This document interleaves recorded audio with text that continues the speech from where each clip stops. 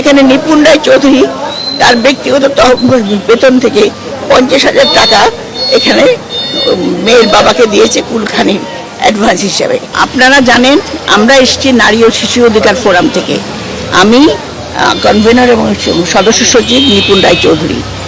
আমাদের এই যে আমরা এসেছি মূলত এই যে রামিসার যে নৃশংস হত্যাকাণ্ড তাদের পরিবারকে একটু সান্ত্বনা দিতে এবং আমাদের যদি কিছু করণীয় থাকে আমরা করব।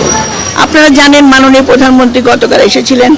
তিনি এই যে এখানে এসে আজকে আপনারা শুনেছেন মেয়ের বাবা বলছে যে আমার বড় ভাই হিসেবে উনি এসেছেন, এতে আমার জীবন ধন্য।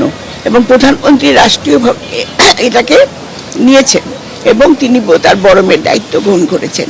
কাজেই এখানে আমরা মনে করি এই যে রামিসা হত্যা নৃশংস হত্যাকাণ্ডের যে বিচার এটা খুব দ্রুত হবে এবং সেটা সম্পূর্ণ রাষ্ট্র সেই বিচার দেখবেন।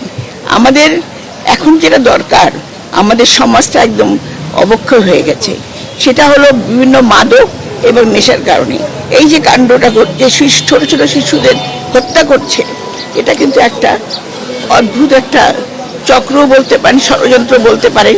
কারণ এই সরকার এসছে মাত্র 2 মাস হলো, সেখানে বিভিন্ন রকম এই সরকার যে কাজগুলো করতে যাচ্ছে তাকে বাধাগ্রস্ত করার জন্য অনেক রকম ষড়যন্ত্র চলছে।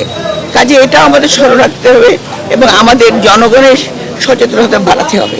কাজে আজকে আমরা মনে করি মাননীয় প্রধানমন্ত্রী যখন এসেছেন, এখানে নিপুণ রায় চৌধুরী তার ব্যক্তিগত বেতন থেকে 50,000 টাকা এখানে মেয়ের বাবাকে দিয়েছে কুলখানি অ্যাডভান্স হিসাবে।